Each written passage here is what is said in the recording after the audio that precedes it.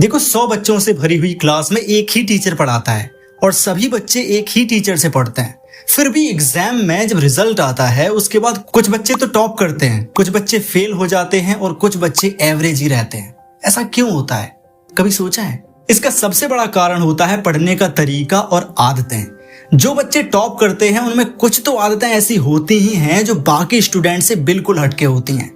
मैं इस वीडियो में आपको 5 ऐसी हैबिट्स बताऊंगा जिनको अगर आपने अपनी स्टडी में और लाइफ में इंप्लीमेंट कर लिया तो गारंटी से आप भी अगले टॉपर बन जाओगे। सबसे पहली हैबिट है सेल्फ कंट्रोल।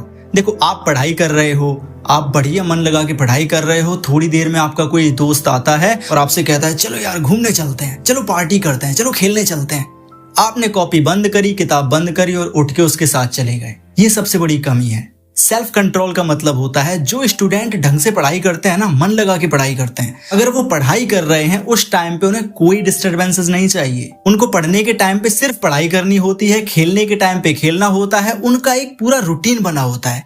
लेकिन हमारे साथ ऐसा नहीं होता। हम क्या करते हैं, पढ़ाई कर रहे हैं, किसी ने आवाज लगाई चले गए। ये कभी नहीं करना है, क्योंकि स्टूडेंट की सबसे बेहतरीन क्वालिटी क्या होती है? Self control. कब पढ़ना है, कैसे पढ़ना है, कितनी देर पढ़ना है, ये आप डिसाइड करोगे, ना कि कोई और डिसाइड करेगा। ज्यादातर स्टूडेंट्स का जो टाइम टेबल है वो लोगों के ऊपर डिपेंड होता है कि लोग अगर ऐसा करेंगे तो हम ऐसा करेंगे। ऐसा बिल्कुल नहीं करना है।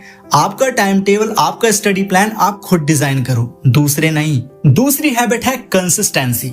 आज के स्टूडेंट पता है क्या सोचते हैं? वो ये करते हैं कि एक ही दिन में 8 घंटे पढ़ लेंगे, उसके बाद 2-3 दिन तक कोई पढ़ाई नहीं करनी है। ये सबसे बड़ी गलती है। हमें कंसिस्टेंसी से पढ़ाई करनी चाहिए। अगर आप रोज 3 घंटे पढ़ाई कर रहे हो तो आपको ये कंसिस्टेंटली पढ़ाई करनी है। ऐसा बिल्कुल नहीं करना है कि एक दिन में 10 घंटे पढ़ाई कर ली, उसके बाद 6-7 दिन तक कोई किताब उठा के नहीं देखना है। अगर आप ऐसा करोगे तो पक्का प्रॉब्लम में आने वाले हो। आप खुद सोच के देखो, अगर हम एक दिन में 10 रोटी खाते हैं तो 7 दिन में हमारी 70 रोटियां होती हैं। और अगर आप ये 70 रोटियां एक ही दिन में खा लो, उसके बाद ये बोलो कि अब मैं 7 दिन बाद रोटी खाऊंगा, कैसा लगेगा? क्या होगा उसका रिजल्ट? आप बीमार पड़ जाओगे, हो सकता है आपकी डेथ भी हो जाए, आपका पेट भी फट जाए। इसीलिए कंसिस्टेंसी बहुत जरूरी है।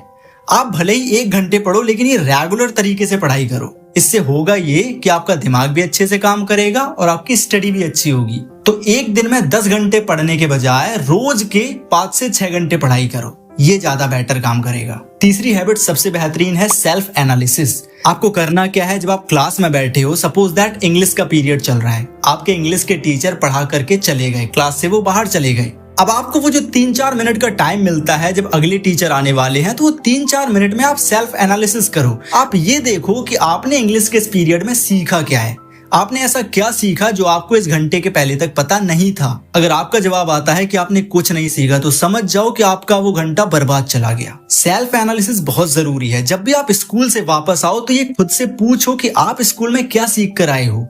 अगर आपने स्कूल में कुछ नहीं सीखा है, इसका मतलब जैसे पहले थे वैसे ही अभी हो। इसका मतलब आपका वो दिन बर्बाद चला गया। इससे तो अच्छा आप कुछ काम कर लेते अपने घर पे रह के। सबसे जरूरी है सेल्फ एनालिसिस करना। कोई भी पीरियड खत्म हो उसके बाद अपने आप से पूछो कि आपने उस घंटे में सीखा क्या है, समझे?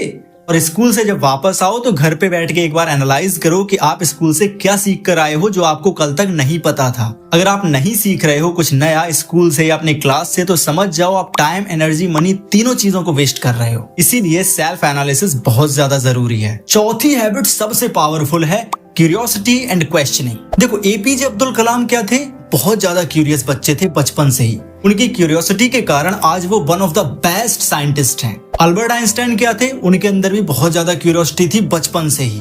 और आज के टाइम पे रिजल्ट क्या है? उनको दुनिया का सबसे जीनियस और सबसे विद्वान, सबसे महान साइंटिस्ट कहा जाता है। थॉमस अल्वा एडिसन दुनिया के सबसे महान इन्वेंटर्स में से एक हैं। किसके कारण? क्योंकि उनके अंदर भी क्या थी? क्यूरियोसिटी। क्यूरियोसिटी एक जीनियस और एक बेहतरीन स्टूडेंट की क्वालिटी होती है।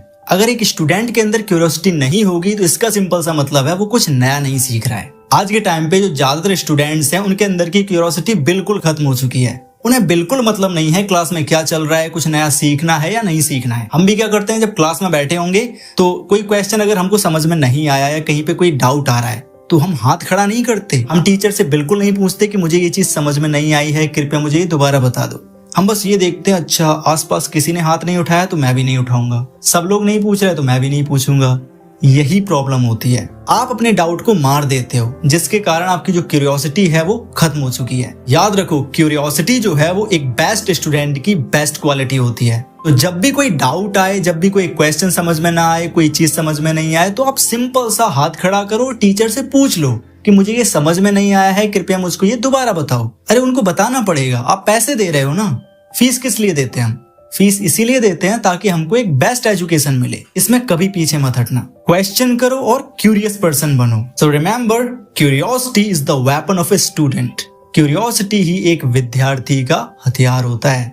पांचवी हैबिट जो कि और पावरफुल है, that is called time management. देखो, आप कितनी भी अच्छी से पढ़ाई कर लो, कितनी भी चीजें कर लो, बट अगर आप अपना टाइम मैनेज नहीं करोगे तो बाकी की सारी चीजें बेकार है। इसलिए टाइम मैनेजमेंट बहुत जरूरी है, क्योंकि जो टॉपर्स होते हैं, जो अच्छे स्टूडेंट्स होते हैं, वर्किंग प्रोफेशनल्स होते हैं, कोई भी ले लो आप, सबका टाइम मैनेजमेंट बहुत बेहतरीन होता है। उनको ये पता होता है कि उनको अपना एक एक घंटा, एक एक सेकंड कहाँ पे इन्वेस्ट करना है, जिससे कि मैक्सिमम रिजल्ट्स मिले। एज अ स्टूडेंट आप अपना टाइम मैनेज कैसे कर सकते हो? मैं आपसे ये बिल्कुल नहीं कहूंगा कि आपको 1 घंटे ये सब्जेक्ट पढ़ना है, 2 घंटे ये सब्जेक्ट पढ़ना है। मैं आपसे बस इतना कहूंगा कि आप एक लिस्ट बनाओ। आप एक लिस्ट बनाओ कि आप किन चीजों में वीक हो, किन चीजों में नॉर्मल हो, किन चीजों में अच्छे हो। आप जब लिस्ट बनाओगे तो आपको ये पता होगा कि आपको कौन सा सब्जेक्ट ज्यादा पढ़ना चाहिए, जिससे कि आपका वो सब्जेक्ट अच्छा हो जाए। जो सब्जेक्ट आपका ऑलरेडी अच्छा है उसको थोड़ा कम टाइम दो। इससे होगा ये, आपका टाइम भी मैनेज होगा और आप चीजें अच्छे से सीख भी जाओगे। टाइम मैनेज करने के लिए जो चीजें मैं पर्सनली यूज करता हूँ वो ये है कि मैं पहले 10 टॉपिक फाइंड आउट करता हूँ जो मुझे एक दिन में पढ़ने होते हैं। उन 10 टॉपिक्स में से जो टॉपिक सबसे इंपॉर्टेंट होता है, जो बहुत इंपॉर्टेंट होता है, मैं उस टॉपिक को ज्यादा टाइम देता हूँ। उसके बाद जो कम इंपॉर्टेंट टॉपिक होता है उसको थोड़ा कम टाइम देता हूँ। इसी तरीके से मैं एक लिस्ट बनाता हुआ चला आता हूँ और जो टॉपिक सबसे कम इंपॉर्टेंट होता है उसको सबसे लास्ट पे और सबसे कम टाइम देता हूँ। और इसी तरीके से आप भी स्टडी कर सकते हो, जिससे कि आपको मैक्सिमम रिजल्ट्स मिलेगा, मुझे पता है। आई होप आपको ये पांचों की पांचों हैबिट्स अच्छे से समझ में आ गई होंगी। अगर आपको किसी भी हैबिट में कोई डाउट आ रहा है तो आप कमेंट करो, मैं उस पर एक पर्टिकुलर डेडिकेटेड वीडियो बना दूंगा जो कि आपको और अच्छे से समझ में आ जाएगा। और आप बताओ कि आपके अंदर इन पांचों में से कौन सी क्वालिटीज हैं। अगर कोई क्वालिटी नहीं है तो समझ जाओ आपको काम करने की जरूरत है। तो चलो वीडियो बंद करो और काम पे लग जाओ। Best of luck.